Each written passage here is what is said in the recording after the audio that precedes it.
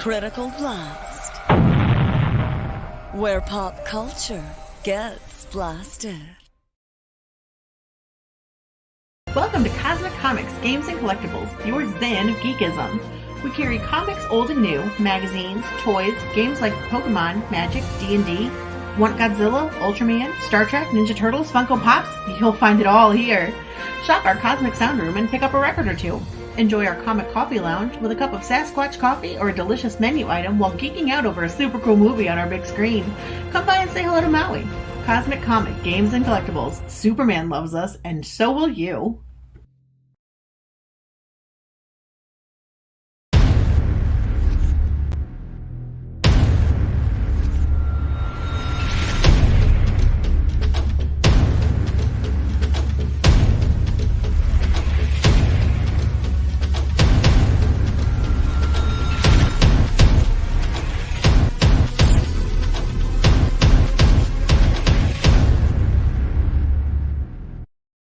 And good evening. Welcome. I am RJ Carter, Senior Managing Editor here at criticalblast.com, where we are also a YouTube channel, where we are also a book publisher, where we are also comics distributors now for y'all, you crowdfunded folks out there who are trying to get over that international shipping hurdle. Talk to us. We can help you out.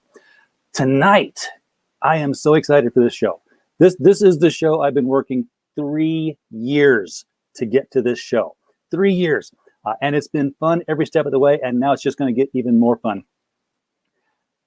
First, I have some really cool guests on. I love what these guys are doing with the Cryptidnals. We have 656 Comics on, and they are the guests on the, well, if you saw me 2 nights ago, you saw me get the news that we crossed over the 4,000 hour mark of watch hours. We made the long slog uphill and got the hours in. We've got the subscribers in. Today, I got the notice from YouTube that said, "Congratulations, you're a real boy." We get to play in the minor leagues now of the YouTube podcasting. We are monetized. There will be ads on the older interviews, so I am very, very happy with that. And to help me celebrate tonight, I got Oliver and Harry with me to talk about their book, The Cryptidnals. The Cryptidnals. I got to say it right. You better say it right. You better come after me, man. Oh man, yeah, it's the Cryptidnals. It's like cryptids and criminals put together. It's Cryptidnals. So there you go. Thank you. That's the kind of mnemonic device I needed in my head to get this out. But they're not really criminals, are they? I mean, well, they've been criminalized. Yeah, some of them are cool, I guess, but they've been criminalized by society. Like they've committed no crime, but society just like hates them. Humanity hates them, and they want to know who they are. Some people want to shoot Bigfoot in the face. Other people want to capture him and study him. So they're like, well, why? What's going on? They want to put them in cages. So that's why they're called the Cryptidnals. They're criminals that are cryptids. They're like the X-Men. Society fears and hates them. You hit it right on the nose. Right on the nose. X-Men when it was good. Okay. Were you alive then? I mean, come on. Oh yeah, I came in with Claremont. I caught the tail end of a Cockrum and stuff, and I started with Byrne and stuff, and X-Men 141. That was where I like really started getting the meat of it. 141, 142, and then just from there, just snowballed into whatever it became. Dave Cockrum was. God, he was a god back in the day for me. I mean, not only was he doing X-Men and making them just look unique, but he's the one who got onto the Legion of Superheroes, and suddenly the costume changes were just like, holy shit! This is like a discotheque 1,000 years from now, because it was the 70s. I mean, you had all the peekaboo cutouts on Saturn Girl and Phantom Girl. I'm like, yeah, I'm 14 and I'm digging this. That's exactly how I felt too. I was like, man, this guy's ahead of his time, and I just want to keep buying this book because Storm looks really, really hot in what she's wearing and all this other stuff. So they were unique, and it's him and Mike Grell had the best costumes for people. My dad was not a huge comic book reader, but it was an era when he could read the comics and leave them on the table, and I could pick up the comics and read the same ones, and we could both enjoy them. And there was nothing he said to say, you know what? No, this one's rated to. It was the 70s again. So I was reading the same Jonah Hex and Sergeant Rock that he was reading, and awesome. Warlord, and I'd sit there and got those Shakira issues of Warlord and Terra, and I was like, Oh man. Dad, what do you think's holding on their costumes? And the man didn't even blink an eye. He said, "Ink, son, ink." Very nice. Yep. Wise beyond his years there. So you've got the Cryptidnals is it's all the things that we're scared of, all the things that go bump in the night, all the boogeyman tales we tell, right? Exactly. That's that's the meat of the book is all of these cryptids that society, of course, or science has not proven to exist. They have their own society, they have their own agenda and stuff, and they're just living in the shadows. Kind of like that Tales from the Dark Side back in the day. Everything that's in between the shadows, everything that you don't see, that's what's going on in the Cryptidnals world. But what happens when those shadows are invaded by something even more sinister, even more like alien? And that's pretty much what the story is about and what we're trying to tell. Now, I've watched enough History Channel, and I'm sure that everybody else is watching. History Channel. Let's underscore that this is history.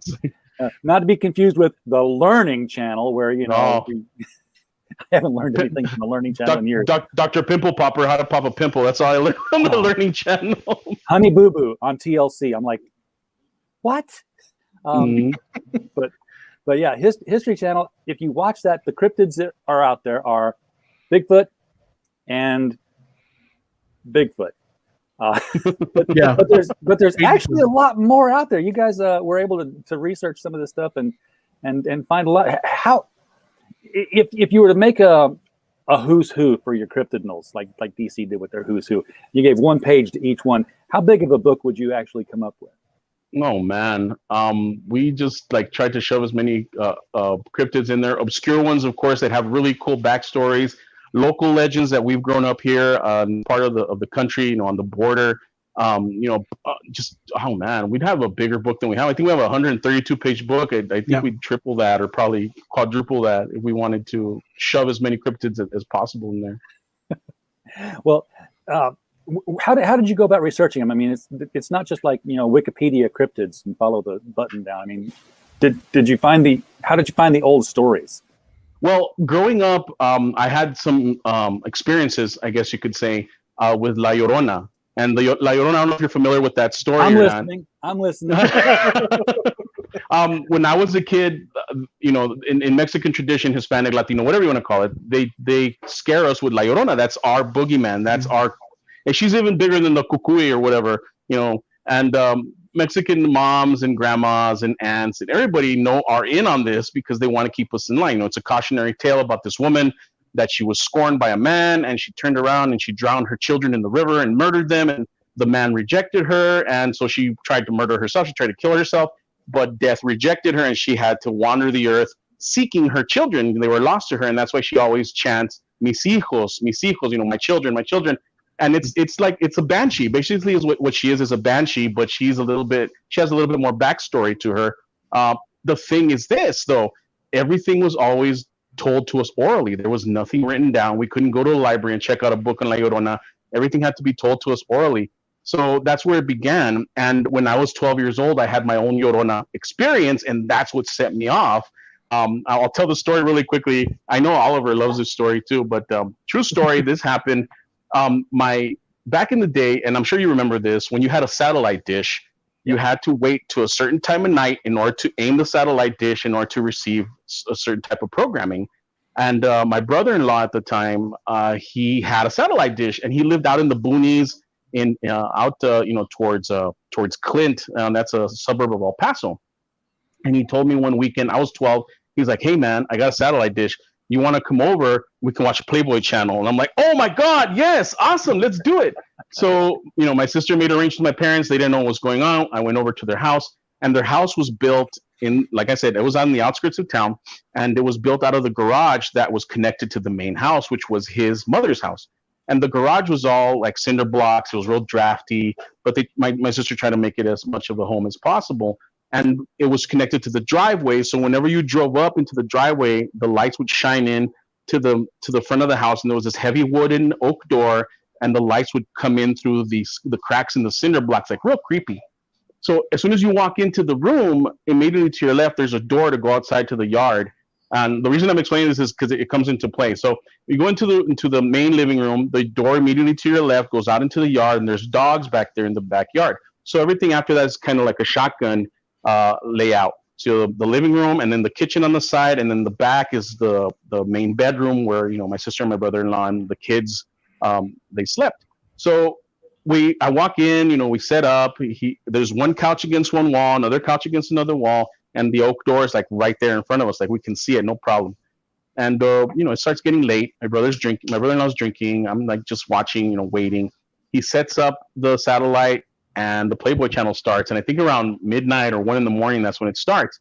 I was so pumped up. I was like full of adrenaline to watch boobies that I think exactly. I still am. And Don't I think say the word pumped up, please. No, I'm not gonna say that. I lasted maybe about 30 minutes and I passed out. And my brother-in-law was drinking, and I think he passed out too. So somewhere along the line, I hear knocking, like boom, boom, boom, boom, boom, like loud knocking on the front door. And I got up without even looking, and I went to the door to open it because I thought it was him that had locked himself out. Maybe he went out for a smoke. Maybe he was, just went out to check around. Because like I said, it was really, really isolated from the rest of the city. So as I'm getting to the dorm, the dogs are going crazy. They're barking, and they're like right there, and they're just bah, bah, bah, bah, and they're barking. And it was warm. It was like June, I think. So all the windows were open, the doors were open, all the air was coming in. They didn't have an AC. And as soon as I get to the door and I'm reaching for it, and the knocking keeps going like really hard, like pounding, boom, boom, boom, boom, boom. My brother-in-law sits up, and I didn't see him, and he was on the couch. And he sits up, and he's like, "Don't open the door. That's La Llorona. If you open the door, she'll come in here and take us all." And I turned around to look at him like, "Are you serious, bro? Like, were you smoking weed? What did I miss, And sure enough, after he said that, I heard it. It started wailing. Whatever it was on the other side of this door, and it started wailing, and I could just like feel the vibrations of the scream coming through. And the thing was that I had this compulsion to open the door. I needed to see what was behind the door, so I was just frozen. Exactly, and that's exactly what it felt like. Like, you have to open this door. You have to see what it is. And my sister comes out of the back, and I'm still standing there, like waiting. And it seemed like forever. And the dogs shut up. Like, the dogs were no longer barking; they were like whining. And this thing keeps going, and it's just screaming. And it's like a very desperate cry, like loss. It sounded like loss to me. But the thing that scared the crap out of me, and to this day, even telling this story, kind of like, it gives me shivers. Is it stopped and it went. It took a breath. It took a breath, and that's what sent me over the edge. Like, what the hell am I experiencing? My sister is standing there. She's like, "Come back. It's happening again. Just come back." And I'm like, "What do you mean it's happening again? You guys live with this? What the hell is going on?" So the way that the place was set up in the back, there was nothing but like cotton fields, and there was a canal right maybe, I don't know, 30 feet away from the back wall. There's always a waterway nearby. Exactly. There was a waterway, and that's very important to the story of La Llorona. So my sister's like, "Just come sit down." And I peeled myself away from the door. There was like, it was like everything I had. I went and I sat down. My brother-in-law was like drinking his quart. We're just sitting there like waiting for this thing to be over. And it kind of like stopped. And when it stopped, this huge bright light came in under the cracks in the cinder blocks under the door. And it seemed like sunlight. It was so bright. Like if someone had just turned on the sun all of a sudden outside. And the dogs like started barking again, and then it dimmed out like real bizarrely. Like, is that a word? I don't even know, but it just dimmed out. And we were just sitting there, and my sister's like, "Okay, whatever." She went back to bed. My brother-in-law looked at me, and I'm like, what just happened? Explain to me what just happened. And he's like, "You know what? Don't worry about it. Go to sleep. We'll talk about it later. Just don't worry about it. Don't think about it." Like, okay, whatever. So it was really hard to go to sleep, but I managed to. And that was it. And the next day I asked them about it, and they're like, "I don't know what you're talking about, man. You probably were dreaming that. You probably saw something." And I started doubting myself. And, from the time I was 12 to about the time I was 19, I questioned this. And finally, I confronted them, and I'm like, "What did I see? What did we experience that time?" And they admitted to me, and they're like, it was La Llorona, and we lived with it. And that's why we didn't want you to like freak out, because you wouldn't come over anymore. You'd probably tell your parents. And it was just something that we had grown accustomed to. And I'm like, how can you grow accustomed to that? And doing more research and, just asking more questions, I started remembering things that I had seen at their house. My brother-in-law and sister were into the occult. They had a lot of occult books back then. That's the first time that I had read the Necronomicon, and a bunch of different stuff like that. My sister actually told me that she once did see her physically, and she was in the backyard, and she looked like a woman that had been dragged through like the dirt, and her eyes were very black and very sunken, and she was kind of just like wandering around, like that part in Shaun of the Dead where there's a woman in the garden. She was describing it to me like that, like she's just walking around the backyard. But that was what set me off. And after that, I was like, well, what's going on? And I started investigating a bunch of other stuff here in town. I found out about the man dog, which is another legend from San Elizario. It's a cursed Texas Ranger that the village shaman back in the 1800s, when they had the salt wars here, he was cursed because of the sins that he committed against people, like the cruelty. And in recorded history, I remember doing the investigation too, that it was the first time the Texas Rangers had ever been defeated ever in the history that they've been around. It was in San Elizario, and apparently they were massacred by the village people. They were cut up into pieces, people? And the village people, the guy with the hard hat, cut them into pieces. Yeah, okay. And threw them down a well. But this one guy, they kept him around. They're like, you're cursed to wander the earth like a dog, and you're never going to find a home until you redeem yourself for everything that you did. So that was another legend that I started finding out about, and it was very close by to where La Llorona, the experience that I had happened. So, little by little, I started picking all these stories up. And I've always been interested in that. I've always been interested in horror. And in 2016, I finally decided, I need to write something. I need to write a story that deals with cryptids, because up until then, every single cryptid story I had ever read, or, everything I had ever watched had some sort of humor to it, an element that I just didn't like when it came to cryptids, when it came to monsters. The one that comes to mind is the Super Sundays or Super Saturdays or something like that. Used to be on Cartoon Network, and they were cryptids. They ran for the government, but I didn't.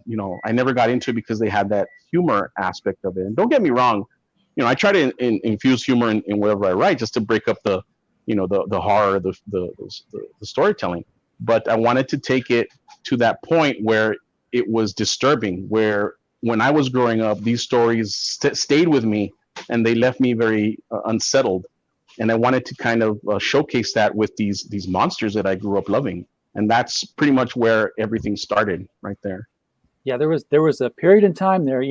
If you live in the right area and you have local folklore and you're a kid, it's going to stick with you. Mine was I grew up in Southern Illinois, very near St. Louis and the Missouri border. So I was there at the time of Momo, when Yes. Momo the Monster was Momo the Monster making the headlines. So that was that was the thing. We were always like, Momo will get you. Did you ever see it, or did you ever go out looking for it? I've had my own encounter that nobody believes, but it was not with a cryptid. And y'all will laugh when I tell you the same thing. My house was like a little cube house. I mean, and it had a bedroom built onto the back of it from my parents. And there was no way into that bedroom except through my room. It was like the living room turned into my bedroom, a little bathroom off to the side. And I'm laying there in bed one night and I hear something in the living room. And I'm like, knowing I got to stay in bed. It's like, I don't know what time it was at night, because it was like super late, super dark. I'd been in bed forever. And I heard the front door shut. And I was like, that's not good. And then I heard clomp, clomp, clomp on the little blacktop street out in front. And I'm like, I'm sitting here like this the whole time. I wait for my dad to come back through the room. I'm going to pretend to be asleep if he comes through. Nobody came through. Sunlight came up. They came out of their bedroom together in the morning and got me up. Now, the reason nobody believes this is because I went to bed on December the 24th. Oh, okay. I understand. I get you. Nobody believes. I still remember hearing everything I heard. And I'm like, somebody was in the living room. And my dad's like first concerned. He's like, someone was in the house, and he runs through, the door's locked. There's there's nothing out of place. Presents are under the tree. And he's like, no, there's nobody here. It's like, I heard this. and he's like, man, no, yeah. I was like 6, but it's, when something happens to you that you can't forget, it sticks with you your whole life. And I'm 53, 54 now. And I might as well still be 6 because I can hear it all. I can smell it all and see it all. Wow. but that's the thing, man. I mean, it stays with you. It had something happen, but you just can't remember, unless you have a photographic memory. You're like, remember everything of that night. And I believe you. I believe you experienced something. I don't know what it was, but of course, I believe that you experienced something. Well, it's sort of like, and you have the character or the creature in your book. I've seen it in the video, the tulpas, which, is a creature of belief when enough people believe in something enough to make it real. And, tell me that, in the 1970s, enough kids weren't believing on a certain night to make something possibly real, be a tulpa for that night. And I love that whole belief-driven thing, too. There was a great, I can't remember whether it was a comic book story in like one of those horror anthologies or a Tales of the Dark Side. Might have actually been both, because I remember it so well, about a radio disc jockey who's doing like the Orson Welles War of the Worlds thing. And he's just telling this story. He's like, and they're coming up the stairs. And the thing is that he knows it's a story, but he's doing it so convincingly. He's got such an audience, and millions of people believe. And suddenly there is something coming up the stairs. He's like, this isn't real, people. Stop believing in this. And something creeps under the door and just grabs him and kills him, just like the story was going to go, because he didn't believe that's what was happening. That's interesting. No, exactly, man. I mean, the power of the mind, of course, and that's something else. What could possibly take on these monsters, and that's what we came up with the tulpas. And of course, you know what the tulpa is. It's a sentient thought, something that you believe enough in that becomes flesh and bone and manifests itself as something. And I started doing the research on that as well. And a lot of tulpas nowadays come from cyberspace. They come from the internet. Of course, the biggest one being the Slender Man, and the Rake and the Black Eyed Kids. These are stories that started on the internet that slowly became reality. There's been movies, there's been sightings. You go on YouTube and everyone's like, oh, I got the Rake on video and stuff. And that's where we started getting our villains for the story. But the thing that I always thought about the Slender Man was that the story was weak. I always thought his backstory was weak. It's just some guy in the woods. He's trying to lure kids to his death. He's wearing a 3-piece suit. That's it. And I'm like, nah, that's not creepy enough.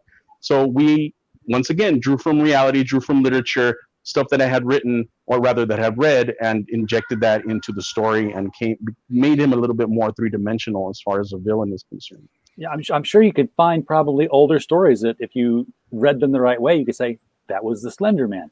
Oh yeah, of course. But yeah, you can make people believe something so quickly now that you could have a new cryptid can take life like that now with enough internet play. It's kind of reminding me of Neil Gaiman's American Gods. If you've read that, how there were new gods that rose up. There were the gods of media and car crash and hospital and all that good stuff. So we've talked 23 minutes and I still have not brought up your page. So I need to share this. I need to share this comic book. These guys are doing a comic book, by the way, guys. We're not just sharing monster stories.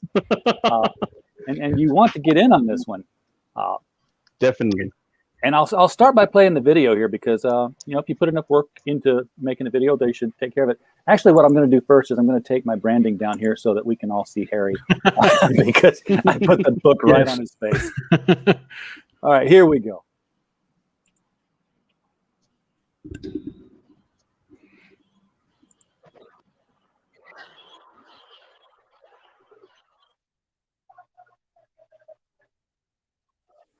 In the dark recesses of cyberspace exists nightmare fuel we take as fallacy.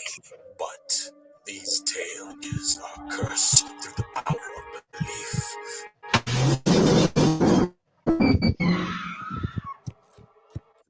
Sentient thought forms residing in between the abyss of life and death.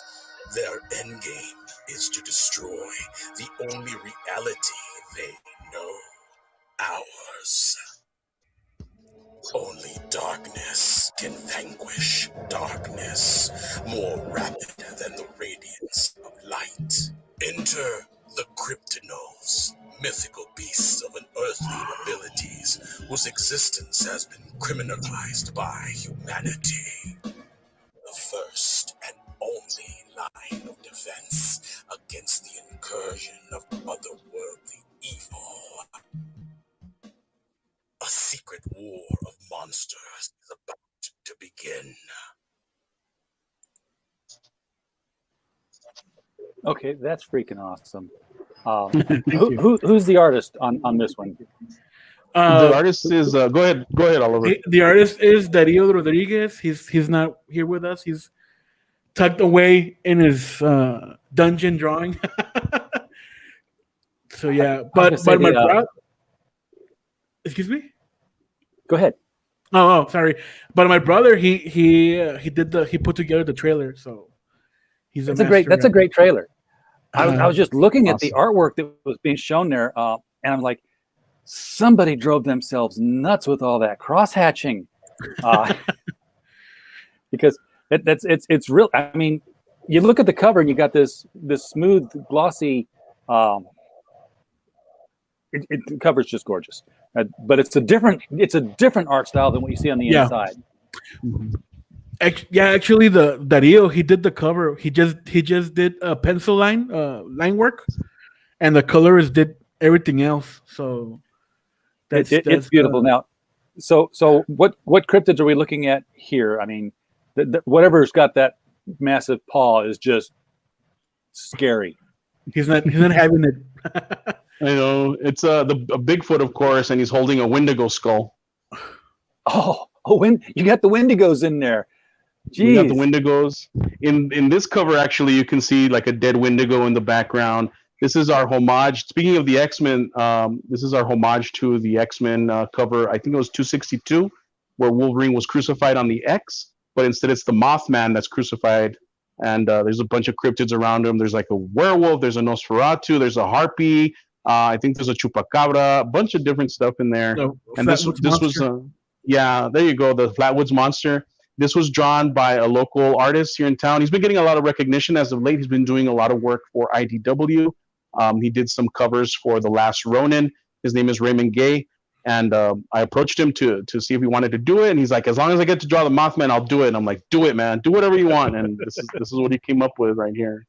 So is the Mothman in the story, or is it just a cryptid mashup? Mothman are in the story. Mm-hmm. They're in one of my stories too, but I'm still working on it. The cover alludes to one of the story or one of the arcs in the story called the Battle of Nightmare Hall. And as you can tell, it was a battle, so there's a lot of dead cryptids around. This cover is by Aurelio Mazzara. He's an artist for Marvel. He's a good friend, actually. He's an Italian artist, and I asked him to draw also a homage cover. This is the cover from Wizard, where it was the White Queen and Jean Grey, and they're kind of like holding each other. Yeah, and he wanted to do a riff on that with El Ñango in the background, and this is the cover that he came up with. Okay, so who's El Ñango? El Ñango is our iteration of the Slenderman. Okay, because he's got like lots of these tendril things coming off of him. I'm like, it's like if the Slender Man read a bunch of hentai. Oh man, we have some animation you'd like to see.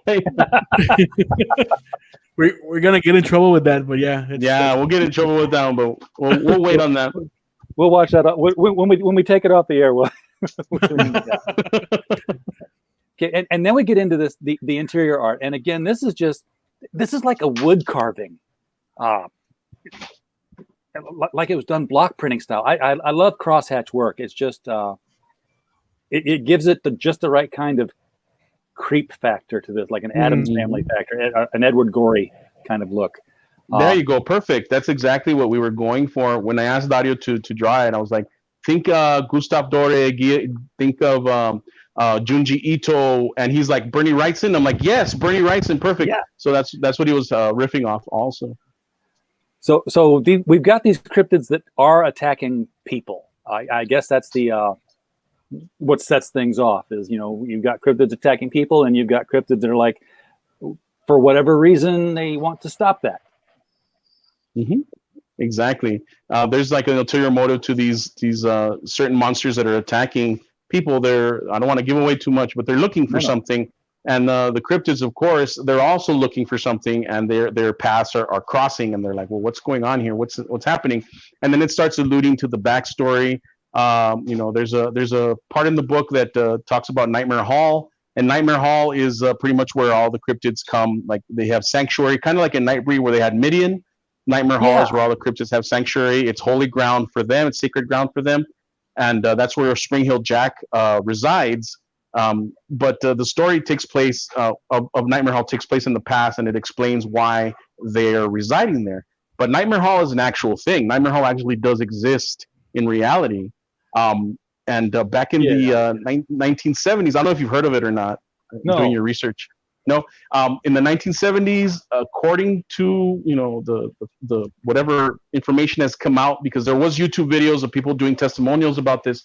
There was a firefight between the U.S. military and aliens, gray aliens, in an underground base in Sandia, New Mexico. It was called the Sandia Plateau, and it's in Dulce, New Mexico. And in the 1970s, this huge firefight erupted because the aliens were conducting these crazy experiments on humans. And the military's like, hey, what are you guys doing? We didn't allow you to do this. And they're like, yeah, you did. And then they started, they got into a huge fight. And there was a dude that came out. I can't remember his name, man. I can't remember his name to save my life. Phil Schneider. Phil Schneider. We just did a review on this DVD. Just earlier this week. Stu Moran wrote up the review on the true story of Phil Schneider and the whole they'll say the DUMBs, the deep underground military bases. There you go. I've been spending my day watching this. Oh, nice! So I gotta watch that. So this is just all dovetailing together now. Exactly, and it has to. I mean, without giving away too much, I guess, but I want to entice you as well. It has to do with Spring Hill Jack being in this area, because if you remember, the legends say Spring Hill Jack is interdimensional or extraterrestrial or something like that. So it has to deal with that and what happens to him and why his daughter is now searching for him. So we'll just leave it there. Spring Hill Jack's got a daughter. Very nice. Mm-hmm. That's a cool one. You got busy. You got busy somewhere. So I see the dog man looks like in this particular frame here, this middle frame, and I just said it because it looks like a dog with a cowboy hat. So that's the dog. Yeah, man. That's the man dog right there. The man dog. Yeah, dog man is Dave Pilkey's thing. Man dog is the cryptid. Yes. Yeah. He actually addresses that in the book, because they're like, you're like a dog man, and he's like, wait a minute, no, dogmen. There's a ton of dogmen. Man dog, there's only me. Kind of like Wolverine. He's like, there's just me, bub, and that's it. I'm what I do is pretty. Seriously, you could read this whole thing to me word for word, and I would still go out and say, yeah, I've got to own a copy of this.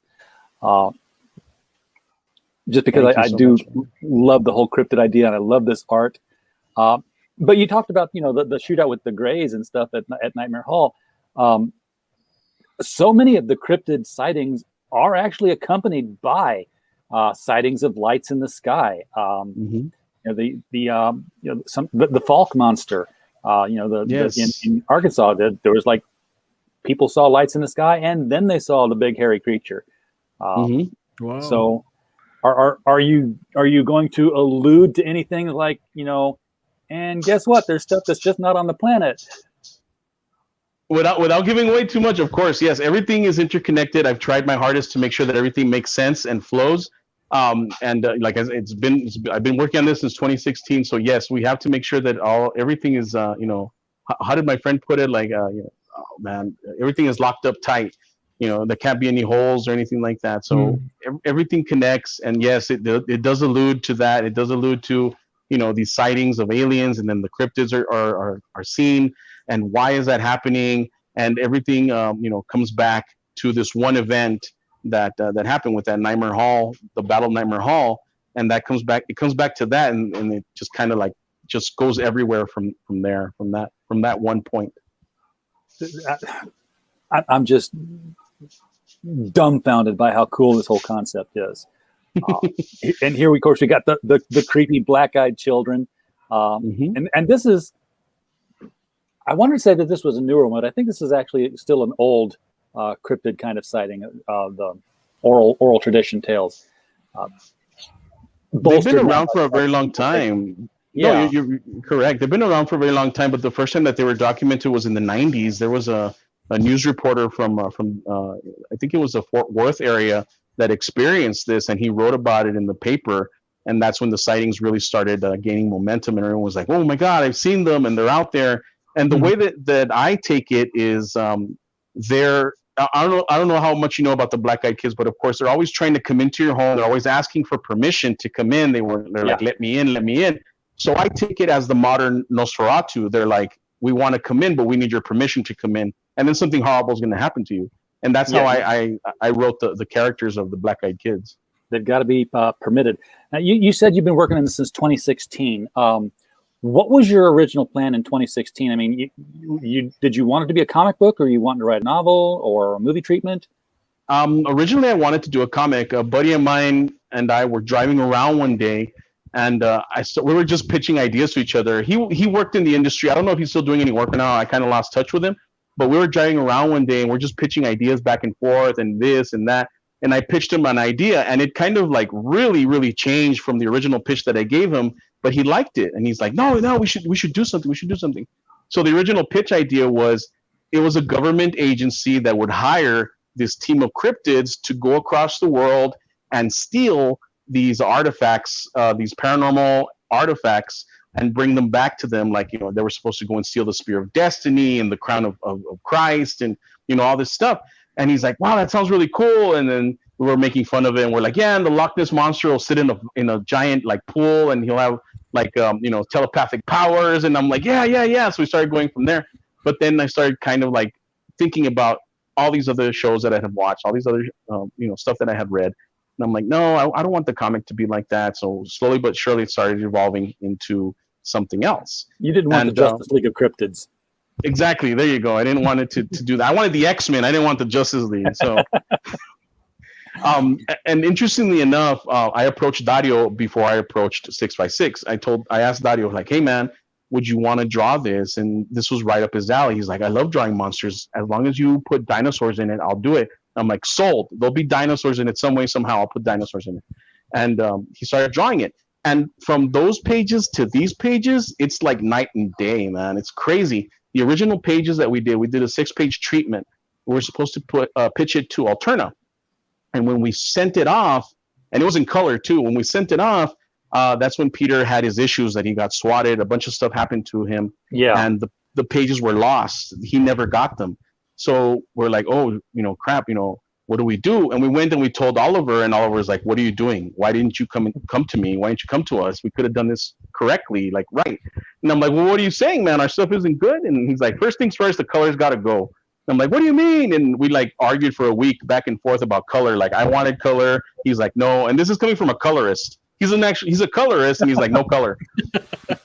But he finally won out, and we're like, "Okay, no color." And then the art just had to go. It had to change dramatically. The art was still beautiful, don't get me wrong, but Dario had to do something different to make it give it that creepy aspect of it. And this is what he came up with. Don't you hate it, Oliver, when your friends go and try to do something with somebody else that's the thing that you do? Yeah, they took it. They kept it from me, man. So like, and I'm the hard ass of the group, man. So yeah. I'm the villain. I've got friends that write for the site, and they'll go off on they'll like, "I've been thinking about this," and they go to Twitter and they're like doing a tweet stream. I'm like, "What the hell are you doing?" You just wrote like an entertainment editorial in tweets that you could have put over here. We could have made it an article. It could have got picked up by Google News. You'd have got a lot more but they're just too half-assed, man. Pretty much. Just kidding. I mean, what Ray told me in the beginning, that the Cryptidnals were going to be very moody, very atmospheric, creepy, very Junji Ito. I don't know if you read any of his mangas, but man, those are creepy to the max. I mean, and once I saw Dario's pages, they were in high contrast colors. They were very cartoony, and I was like, "No, dude, this is not what you sold me."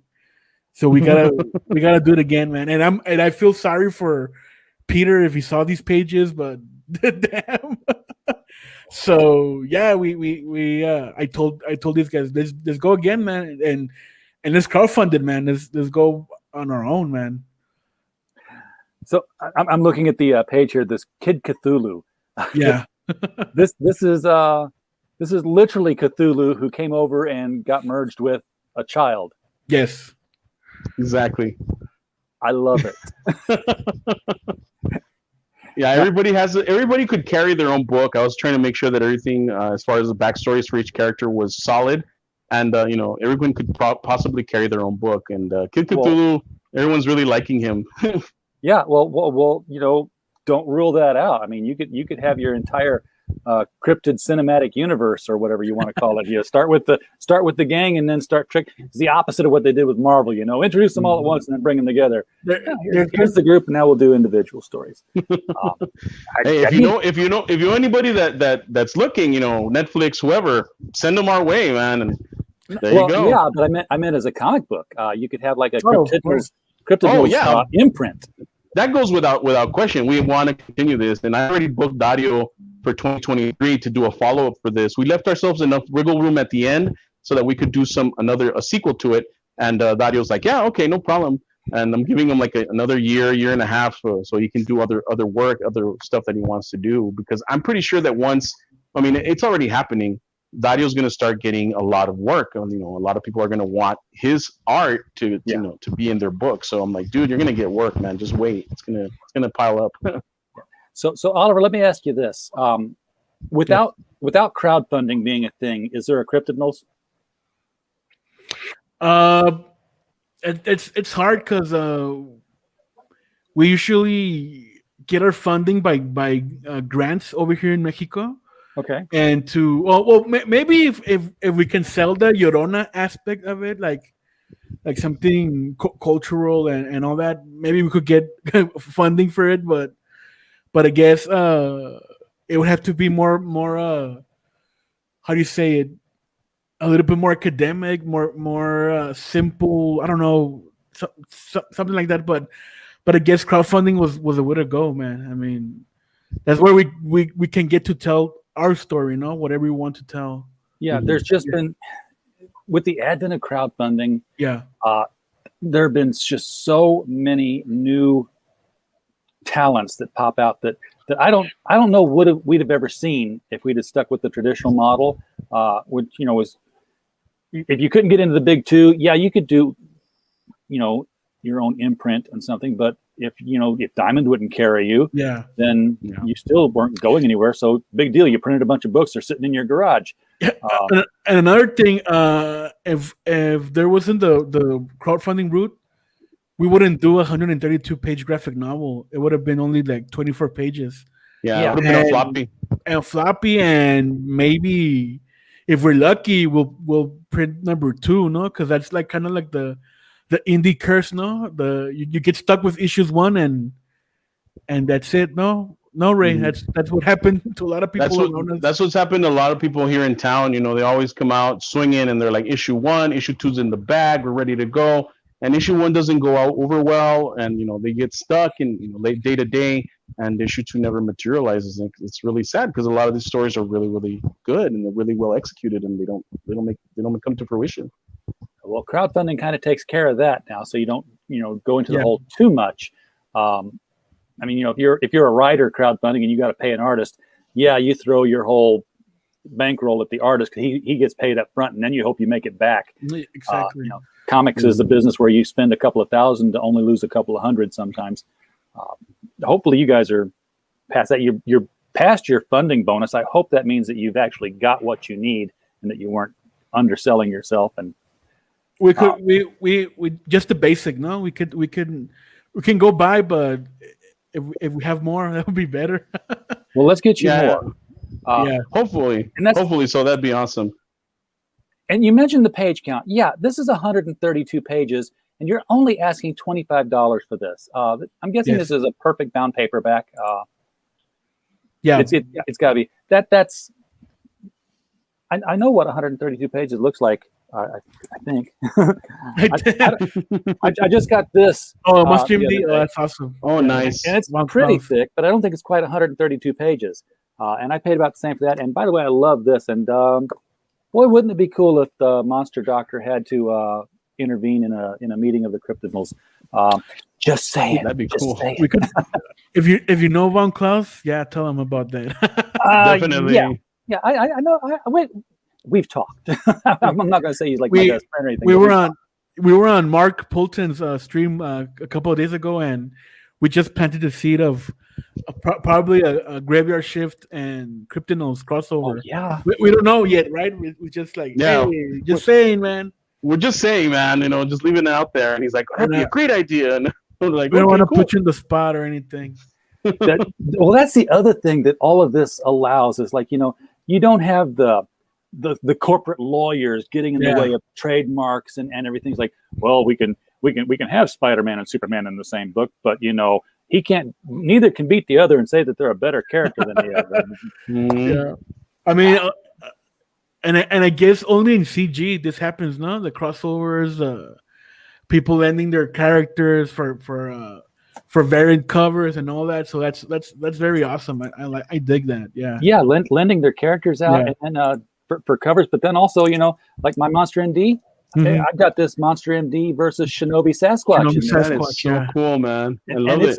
This is a great story. It was like for a backup. This was like stretch goal throwaway kind of item. This was a full sized comic that That's cool. A great read. So if y'all missed out on Monster MD, you've missed out on Monster MD. Haroldberg is in the chat taking care of all the fact-finding materials, by the way, letting people know where to find you on Twitter. And, of course, pointing to the Indiegogo. And if you're watching this on the replay and the chat's not replaying for you, the link to the Indiegogo is right down there below in the chat. Encourage you to click on that and get through here. You're going to get a 132-page book that is just gorgeous cover, gorgeous art. Only $25 US. I don't know what your shipping is. I'm assuming that you're shipping from Mexico. No, we're shipping from the US. Yeah. No, then the shipping's going to be nothing, guys. No. It's exactly. We actually fulfilled our first campaign just a few weeks ago. It was Under the Border, Escape or Die. It was a zombie book that dealt with a zombie invasion in the borderland. So that was a 124-page book. So I mean, we're not strangers with these lengthy graphic novels. So you guys are go big or go home when it comes. Of course, yeah. I mean, that's the thing. We want to provide something that's entertaining, something that's immersive. Something that'll keep you coming back. Offering different type of stories that haven't been seen across the board. Something very, very, very unique. That's what we're trying to provide. And even in the perks, or rather the add-ons that we have. We're trying to do that as well. I think we still have the first one, the VIP package that we have at the very top. Honestly, I don't think anyone else has ever tried anything like this, and we're taking a risk on it, but we're pretty sure of what we're doing, so that's why we don't mind. And I don't know if Oliver wants to explain what that one is. That one is really, really cool, I think. Yeah, well, the Cryptid Hunter is the ultimate Cryptidnals package, right? It comes with the 3 graphic novels with three covers. The Creature Apocryphal, which is a sketchbook of Darío Rodriguez, which includes a sketch cover, so that's awesome. We also have the supplemental book, the Man Dog Unleashed. That's a collection of short Man Dog stories that we've published throughout the 656 comics career. And the special item here are the Polaroids, which are like sightings captured on film. Oh. And yeah. Now, how did you pull those off? We don't know. We can't disclose our our showing the samples yesterday, man. Like, but they're gonna be. We did some proofs, samples. Yeah, some proofs. So it's gonna be like. Oh, I gotcha. Yeah. But yeah, it's not gonna be like a pinup. It's gonna be more like a scene. Like you saw, like kind of like the Patterson film of Bigfoot. You just saw something walking around in the woods, and you took a picture of it. That's gonna be like more or less like the idea. So yeah, we're gonna include 12 Polaroids and an audio file that describes the incident. The audio file is gonna be in MP3 and in the cassette tape, physical cassette tape format. So we're kind of, we want to like be more immersive with our perks and explore the lore of the Cryptidnals with these items here. Well, your perks are pretty basic so far, and I'd say that in a good way. It's simple. Yeah. No, that's exactly what we're going for. And it's now that Indiegogo has also come up with the add-on capability, I predict a lot more campaigns going forward from here are going to be, here's the book. If you want all the other stuff, guess what? After you buy the book, it's going to be an add-on down here, because the one thing you are going to want to get no matter what is the book. And then you can add on the stickers and the pins and the extra covers and all that other good stuff. We only, as an add-on, we're only offering a 6x9 sketch by Dario. So, and that's this one here, the $80. Yeah, we're trying to keep it very, very simple, because I know a lot of people go when crazy. You say sketch, man. You say sketch, and everyone thinks one thing, but this is the type of sketch that you're getting. But let me give you the big screen. Okay, yeah, that's insane. I mean, first of all, it's not even $80 for the sketch, folks. It's $5 for the sketch, because you're getting all 3 covers that are $25 a piece. That's $75 when I was in grade school. That only leaves $5 left to pay this guy for this sketch. I mean, if as an add-on, it's $30. So yeah, you're gonna get a little discount, no? If you buy the Cryptid Watcher plus sketch perk. So yeah. Buy the Cryptid Watcher plus sketch perk, because that way you're going to have 2 extra copies. Because guess what? When you're caught reading this thing, somebody's going to see it and they're going to want to read it, and you're going to give it to them. And 8 times out of 10, they ain't giving it back. You can kiss that on goodbye. And also, I mean, buy the big perk, buy that perk, and once we hit the stretch goals, you're going to get more stuff added to your order, man. Oh. We're not gonna skimp out on this campaign. Well, so, the big perk at the top, you've only got 3 of those left. Yeah, we got only 2 out of 10 have been claimed.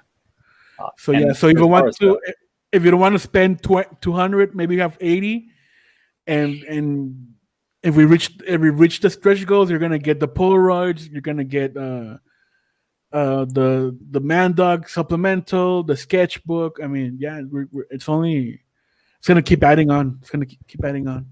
And there's 10 pages of the book that are also out there for sale, $200 each for original comic pages. So let me ask, is he doing this in the traditional hand-drawn method then? Traditional. Okay, so these aren't prints from a digital file. This is... No, they're traditional, yeah. He's very stingy with the pages. He comes over to our house to scan them, and he takes them home back. So he doesn't leave them here, so... That's why I haven't shown off the pages, because he has them at his house. He doesn't. He took them and stuff. Yeah. The question in chat is, how much is the perk for a blurry Polaroid of the Chupacabra, and do you think you could get him to sign it? If we survive the encounter, sure. Yeah, I know. Chips is elusive, but we can try. So he's got a nickname, huh? Chips. Chips. What? Yeah. And the thing is, Dario is like really, really committed in this. He loves what he's doing, so he's not slacking on the quality. It does take him a little bit longer to complete the pages, but it's well worth it when you look at them in person. And you guys are looking at them digitally, and you're like, wow, in person, my God, man, that guy, just impossible to describe how badass they are.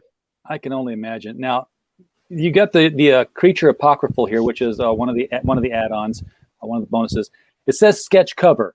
Now, when I see sketch cover, the first thing I think of is this is going to have a white cover on it, and it's going to have a hand-drawn sketch. Yes. That's only available in the Cryptid Hunter $200. Wait, $200. Help it up. Yeah. No, because we want to give you the like something that nobody's gonna have, and that's gonna be a sketch cover. Yeah, so Dario is gonna go crazy with the drawing there. So, and you don't know who you're gonna get, but it's either gonna be a Cryptid or a Tulpa. It could be Mandog, it could be a Nyango, it could be a Rake. Who knows? And then here's some of the sample pages from Mandog. And now this is a totally different art style here. Yes. This was drawn by David Olivares, who's been good friend of mine for a very long time. We've done a few projects together, and he drew the original story, the origin story of the Man-Dog, and it was published by 6x6 Comics a few years ago. All right. Is he? Is it going to be in color all the way? Because I see a color page. I see black and white. It's going to be mixed. It's going to be mixed. We have the one in black and white. We did that in a horror anthology back in 2009, I think. And the one in color, we did that like 2 years ago, no, Ray? Yeah, it was like 2 years ago. Yeah. Yeah. It's gonna be mixed. No, we also we're gonna have a pinup gallery in the end, but by other artists from the Juarez, El Paso area. So there's that. That's so cool that everybody's local. That you guys. Yeah, that's the cool thing about us. There's a lot of local great talent here in the borderlands. So we got and we're mostly friends with everybody. So yeah, everybody wants to pitch in. So where's the name come from for the comic book company 656? 656 Comics is the area code of Ciudad Juarez. Okay, that makes perfect sense. I thought since you were doing horror, it was like no, you want the beast, he's a block over. We get that a lot. We get that a lot. But funny thing is that it's something that we want. Well, you know the story of Juarez, no? It's a very violent place in the border. A lot of the drug wars and all that. And we wanted to like represent something a little bit more positive, no? So we named ourselves 656 Comics. We represent the city and with comic books, right? So, well, everybody liked the 3 letters, so everybody is using them now. So there's 656 Cafe, there's 656 Magazine, there's 656 Car Wash, 656 Pizza. So everybody, it's a brand now. So.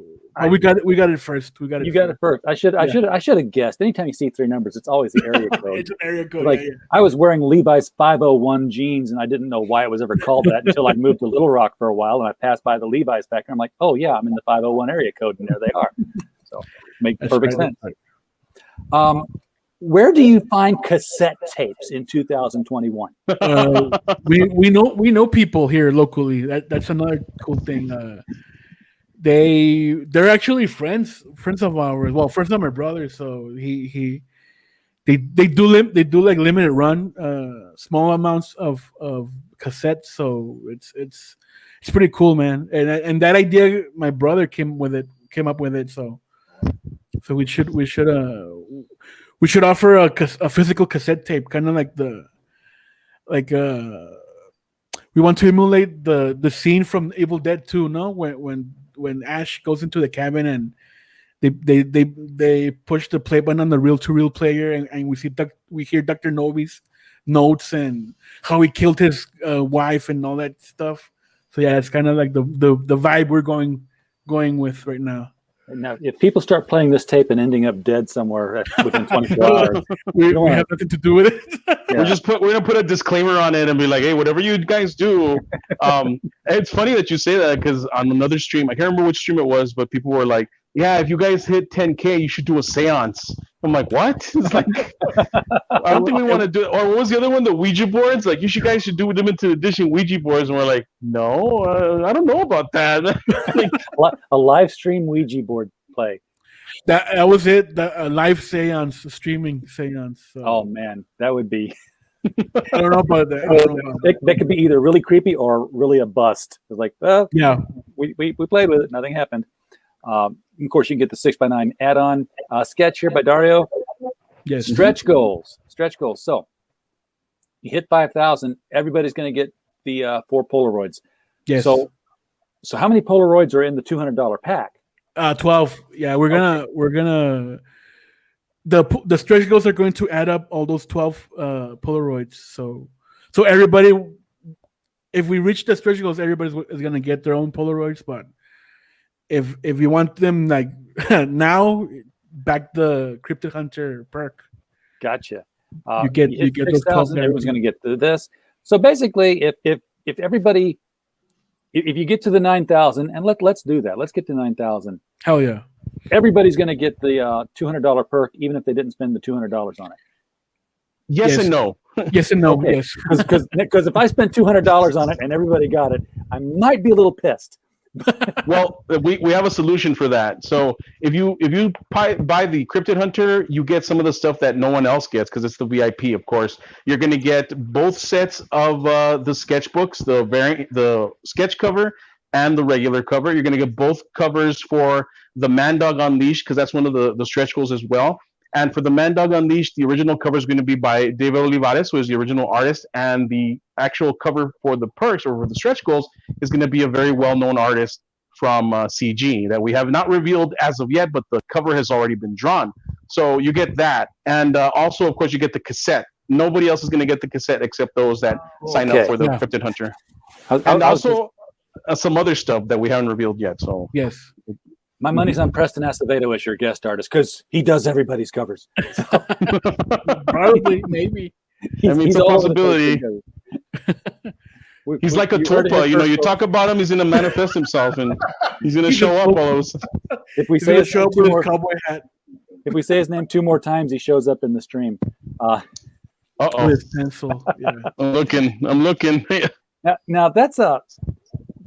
Did you ever find anything about that in your research of cryptids? Because it's a very...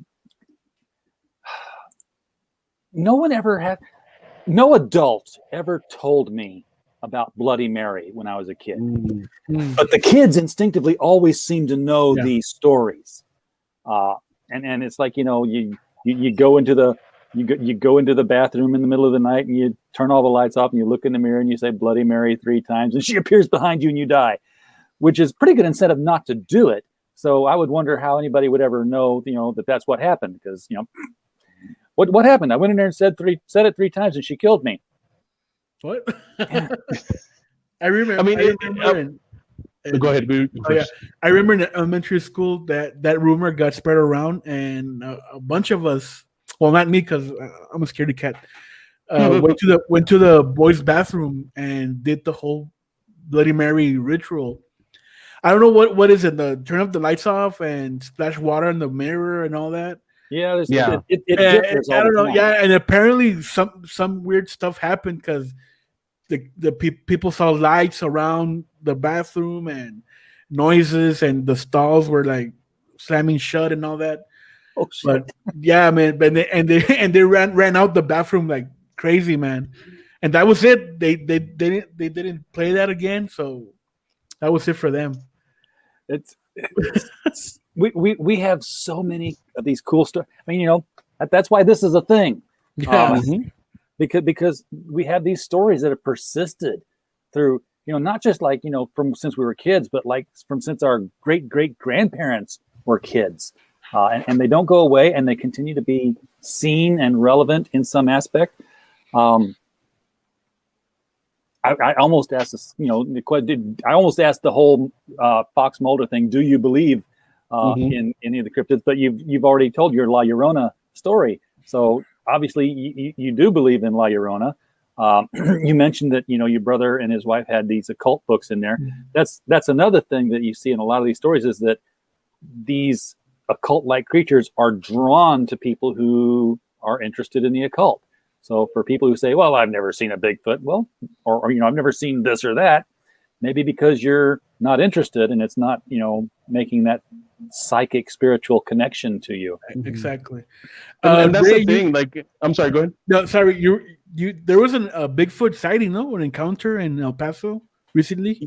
Yes, there was a Bigfoot sighting in El Paso. That's another story too. But really quickly, just to put a cap on what you're talking about, as far as where do these stories come from? It's the whole from the experience that I've had, from the research that I've done. It dates back to Native American times, and further back when we were all roaming around. We were hunter gatherers and stuff like that, and it was a rite of passage. Once you got to a certain age, you were sent out into the woods or wherever you were at, and you had to survive the night. And all you had was like a knife or something and your wits, and you had to figure out how to survive. But of course, bad things happen in the dark, and that's the key right there. Bad things happen in the dark. Fear is drawn to you. Fear draws negative energy to you. Whenever someone starts telling these stories or talking, relating about, oh, I remember, or I heard about this or something, you get into this different type of mindset where you're more open to this information, and that starts drawing this negative energy. I mean, I could get into this, like I could go on and on and on about it, but that's the key right there. If you like it and you like that sensation, you're producing a certain type of energy that draws these things to you. And I only say things because I don't have any other name for them. but this type of energy, this negative energy, and that's where shadow people come in also, because they are from a negative plane. They are shadow people. They're negative us, and they're drawn to that same type of energy where they originate from. And that's pretty much where these stories come from. This fear of the dark, this rite of passage. The whole proving yourself that you're no longer a child and you're willing to take on a different aspect in your life. And the thing is though, man, because it survives with us till our age, till we are the age we are now. Because I'll bet you money tonight, someone might, or even you might do it, RJ. You might go into your bathroom, turn off the lights, and try it. Bloody Mary, Bloody Mary, Bloody Mary. But when you get to that last Bloody Mary, you will question it. You'll be like, should I do this or shouldn't I do this? And it'll click in your head, and you're like, what am I doing? Why am I being like this? Why am I tempting? I'm a rational man, but I'm tempting fate with a superstition. Okay. Exactly, and that's what's ingrained in us since we're very little. And just the oral tradition, the atmosphere, the culture that we grew up in, all that adds to it, and that's why these stories survive without being written down. And it's beautiful. I think it's beautiful. But to get back to what Oliver was talking about, there was a Bigfoot here in El Paso. A few months ago, I was listening to one of the podcasts that I listened to. It's called Sasquatch Chronicles. And he was describing a caller, and he played the call. It was a caller that was in El Paso. He said that there was a SWAT team that went out to do exercises in the desert. And there's this area called Waco Tanks. I don't know if you're familiar with El Paso or not, but it's called Waco Tanks. It's in the desert, and a lot of security and police and everyone, they go out there and they do exercises because they have different setups. They run the course and stuff like that. Yeah. And I know exactly where that is too. So that piqued my interest. I'm like, well, okay, what's going on? And apparently on the way back, these back roads are very, very empty. There's nothing out there, and a freaking Sasquatch, or what they call a desert ape. They call them desert apes around here. He popped out. He rammed into the side of the van that was carrying these guys, and he just shook it off and ran back into the dark, into the desert. And these guys were like, what did we just experience? What did that just happen? And in retrospect, they're saying that he aggressively ran at them because they were invading. He felt that they were invading his territory, and that scared the shit out of me. And I was like, oh man, this thing is out there. And there had been other sightings of it back a few years as well, and it had been a while since I heard about it, and that popped up again. Like, wow, this thing's still out there. They use the cave systems to travel around and pop up in different places. And when you go out there to Waco Tanks, if you take the tour, they take you to this one area where they have cave paintings, and they're in the cave paintings that the natives had drawn thousands of years ago, and they're there. These desert apes are there. I just had this image of the desert apes playing Among Us, and they're the imposter, and they're taking the vents, and they're there you go. No, but there's so many stories that the one I meant to bring it up earlier, and I didn't. There was a guy on Pop XP months ago, and they were doing not an occult show, but a metaphysical show, and they had a guy in there, and he was talking about how he and his brother shared a room when they were kids, and his brother was always getting him up, says, go close the closet door and turn the nightlight on. And his older brother was always like, I get up. He'd get up and close the closet door, and he'd turn the little light on. And finally one night, his brother said to him, he's like, no, you're X amount of years old. Stop it. And just shut your mouth and go to sleep. And his brother went to sleep, and he rolled over. The guy talking said, I rolled over, and then I felt the bed move. No. And like somebody sat on it, and he rolled over to the other direction and was face to face with this old grinning man, just smiling at him the whole time. He's like, and I couldn't move, and I didn't dare move. I just kind of slowly got on my back and pretended he wasn't there. And in the morning, he wasn't there. But he went on. He said, years later, when he's an adult, and he was in his 40s. And he talked to his brother, and he's like, yeah, when you always made me close the closet door and I'd do all that stuff. And his brother said, yeah. She's like, no, that one time I didn't do it. And I was in bed, and you went to sleep, and this guy that I saw looked like this, and he was in. And his brother said, That's the guy who was in our closet every night. Oh, man. To close the door. Oh man. Was it sleep paralysis or something else? I don't know. I've had the sleep paralysis before, but I don't see anything when it happens. It's just like, I know what it is. I'm like, okay, one part of my brain woke up before the other part, get me out of this REM state, and I just start tapping the thumb until I come out. But no, he literally saw this guy, and his brother corroborated his story decades later. It was just, I believe it. Man. Sleep paralysis is no joke, man. We could take another whole show of me telling you what I experienced growing up in my parents' house, but we'll leave it at that. Maybe for another time. But yeah, sleep paralysis is no joke. That's something right there. Well, I'd love to have you guys back on again real soon. Actually, doesn't have to wait for the next book, because I get people on with cryptids and UFOs, and sounds like, Harry, you know what you're talking about, and Oliver, you're well versed in it as well. We just have like a roundtable discussion of scary stories to tell in the dark, man.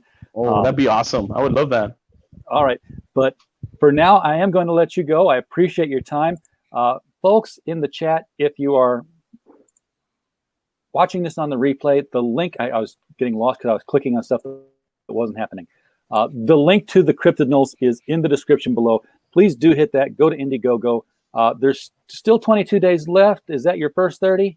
Yeah, our first 30. Yeah. So 8 days, you guys got 152% funded.